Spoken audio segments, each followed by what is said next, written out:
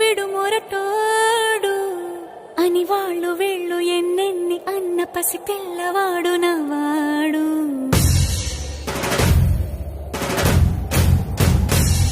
విడు ముండోడు అని ఊరు వాడ అనుకున్న గాని మహారాజు నాకు నవ్వాడు.